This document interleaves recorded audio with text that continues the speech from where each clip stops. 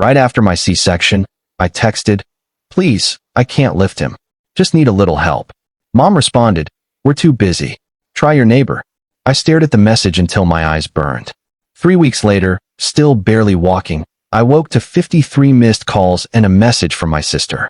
"We're in trouble. Send $1,500 now."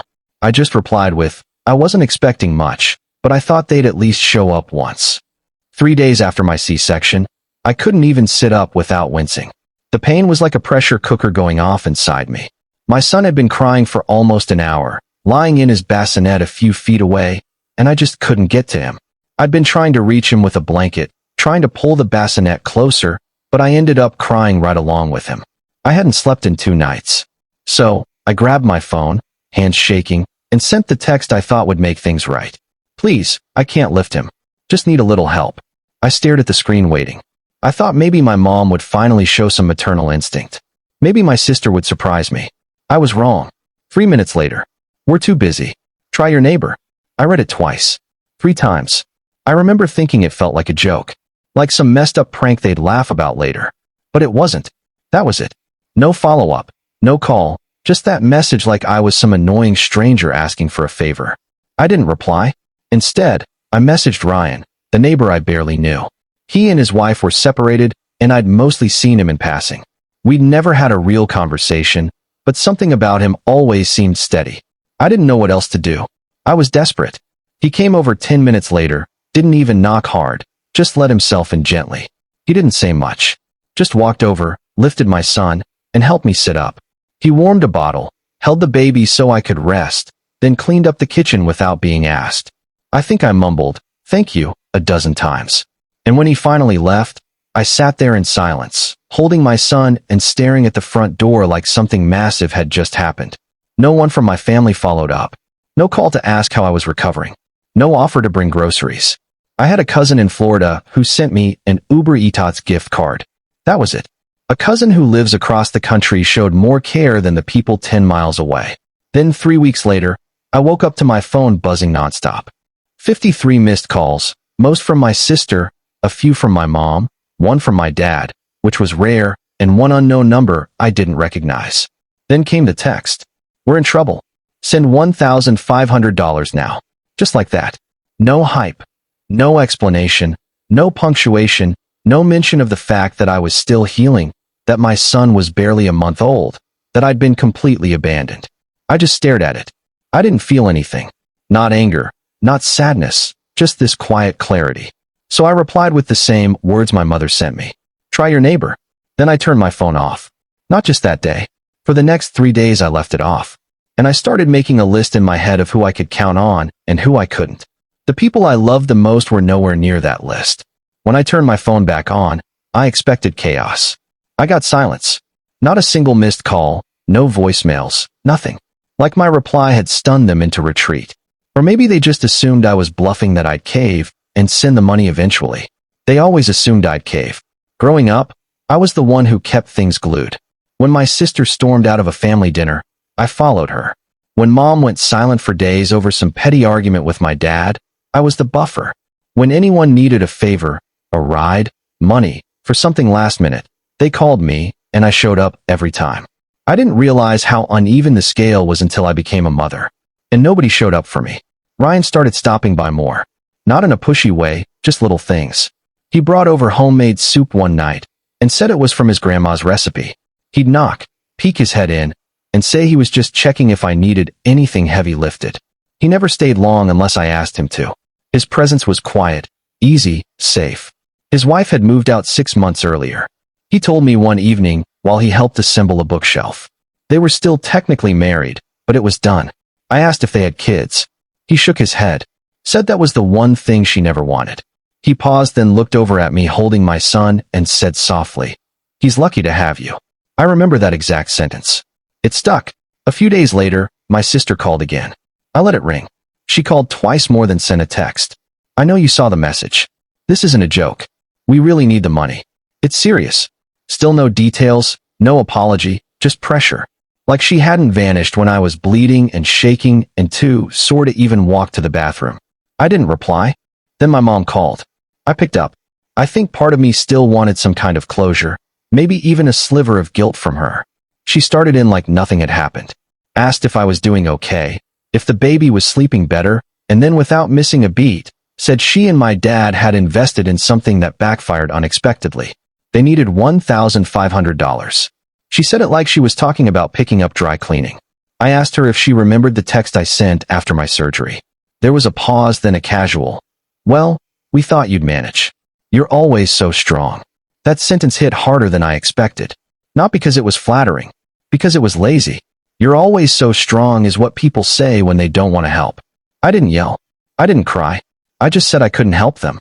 She didn't try to argue. She just said fine, then hung up.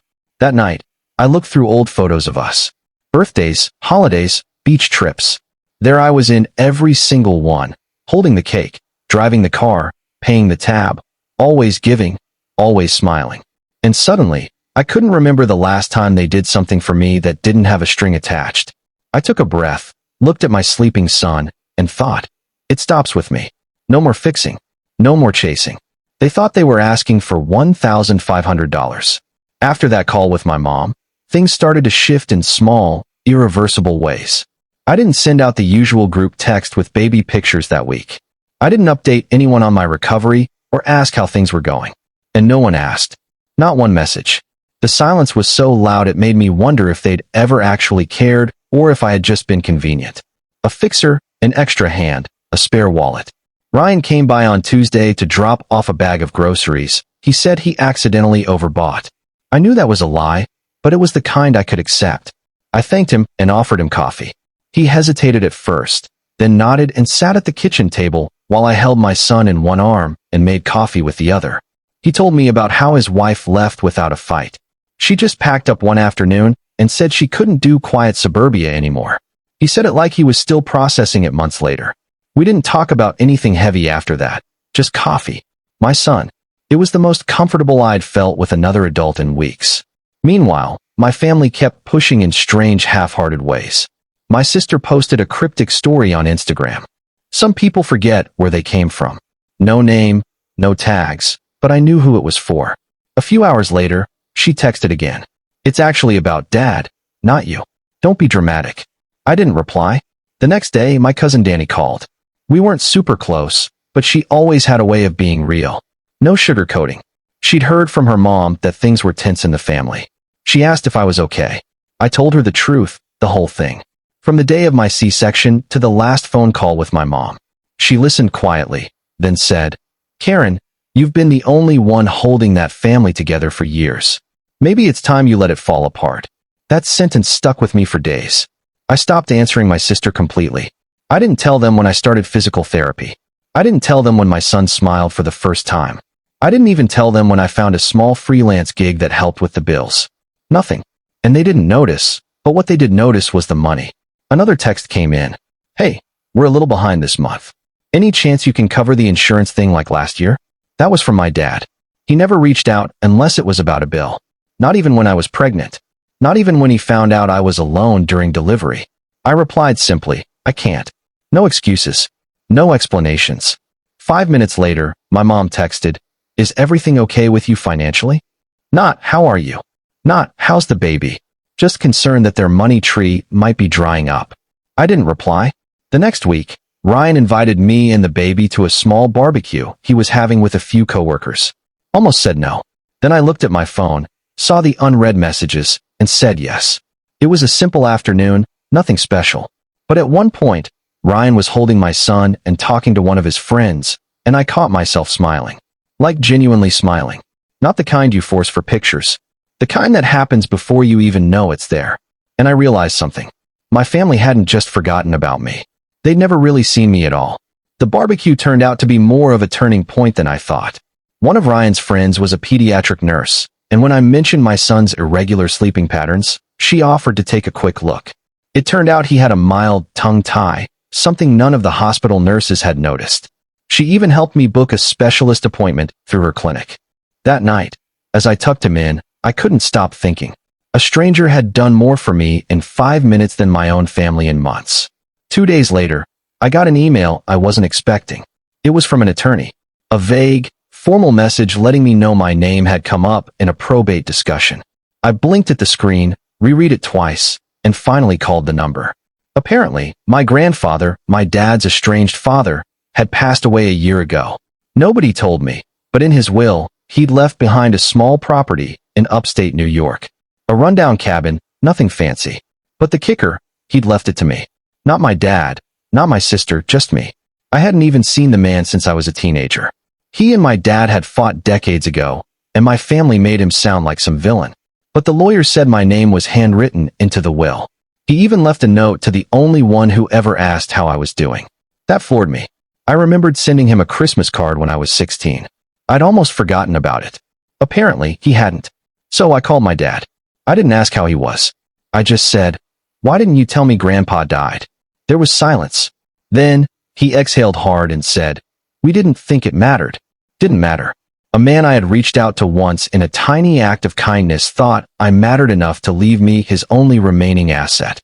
And my father didn't even tell me he had died. I hung up. That was the day something inside me cracked completely.